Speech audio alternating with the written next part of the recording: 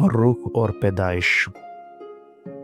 جسم روح کے لیے رحم مادر ہے، جہاں وہ حد بلوغ تک ٹھہرتی پھر بلندیوں کی سمت سفر کر جاتی ہے، اور رحم مادر عمل تخلیق سے دستکش ہو جاتا ہے۔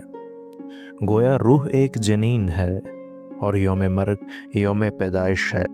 اس میں اسقاط کی اذیت ہے اور نہ درد زاہ کا عذاب۔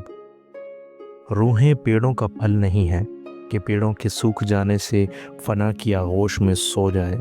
یہ سبزے کی طرح خاک سے نہیں اٹھتیں، اور یہ بھی سن رکھ، روحیں من و تو کو نہیں جانتی۔